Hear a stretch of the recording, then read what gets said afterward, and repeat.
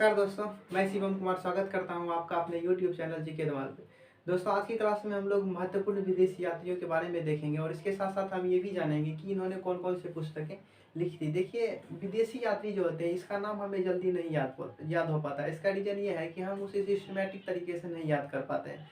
जैसे कि देखिए, चाइना से जो आए थे तो हम अलग कर दिए हैं, यूरोप से जो आए थे हम उन्हें अलग कर दिए हैं, जो कि मतलब बहुत ज़्यादा फेमस थे या इंटरनेशनल लेवल पे जो भी फेमस थे उसे हमने अलग कर लिया है। तो अगर हम इस तरह से याद करें तो हमें जल्दी याद होता है। तो ठीक उसी तरह से हमने आज सभी को मैंने सजाया है बोर्ड पर, उसी तरह से हम लोग अभी याद करेंगे और अभी तुरंत ही याद हो जाएगा। तो चलिए हम शुरू करते हैं। सबसे पहले हम लोग देखते हैं हेरोडोटस को। हेरोडोटस के द्वारा जो पुस्तकें लिखी थी उसका नाम था हिस्टोरिका।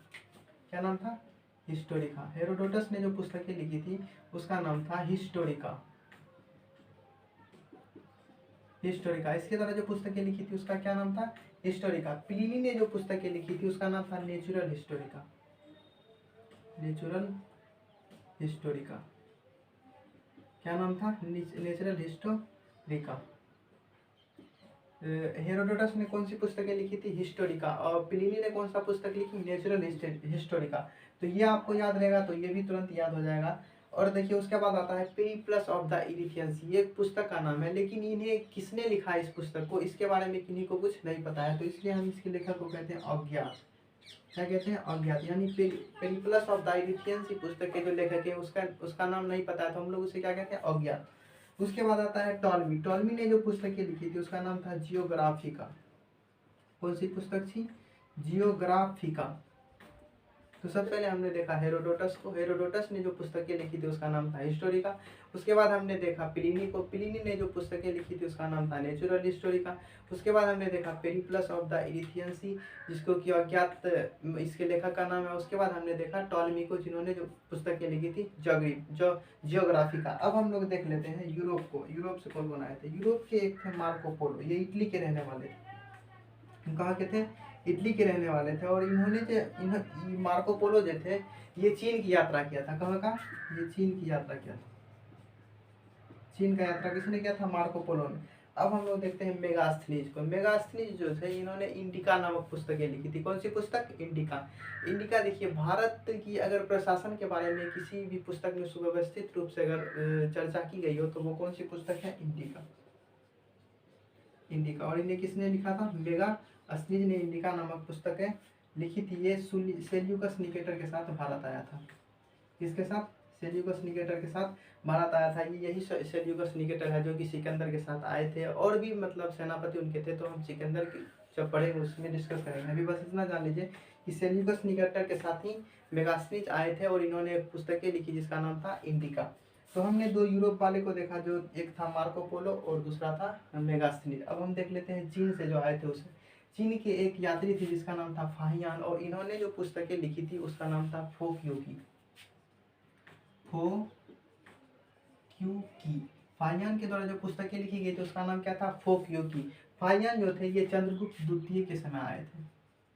चंद्रगुप्त द्वितीय किसके समय आए थे? चंद्रगुप्त द्वितीय के समय। और इनके द्वारा जो पुस्तकें लिखी गई थी उसका नाम था फोक्योकी। कौन सी पुस्तकें थी? फोक्योकी। अब देखते हैं हम लोग ह्वेनसांग को। ह्वेनसांग के द्वारा जो लिखी गई थी पुस्तकें उसका नाम था सीक्यूकी। सीक्यूकी। आपको मैं बता दूं कि ह्वेनसांग को नीति का पंडित भी कहा जाता है, यात्री का सुकुमार भी। किसे कहा जाता है? ह्वेनसांग को ही कहा जाता है। ये जो आए थे ये हर्षवर्धन के समय आए थे। हर्षवर्धन के समय। किसके समय?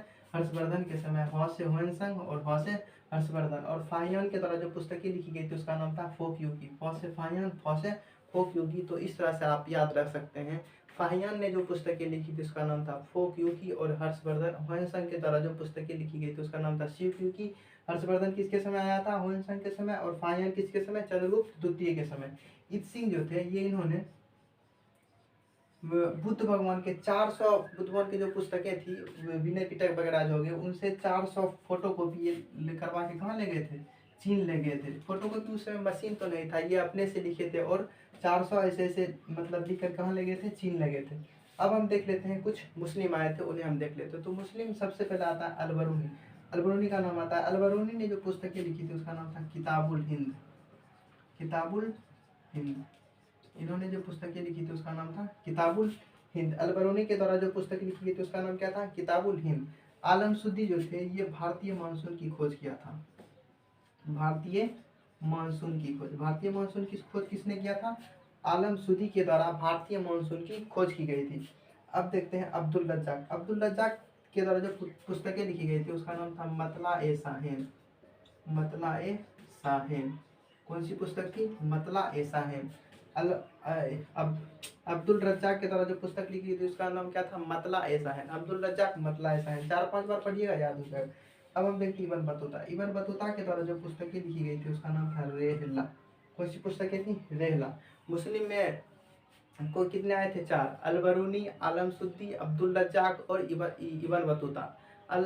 अलबरूनी के द्वारा जो पुस्तकें लिखी गई थी उसका नाम था किताबुल हिंद। आलमसुद्दी भारतीय मानसून की खोज की थी। अब्दुल रज्जाक मतला साहिन नामक पुस्तक लिखी थी।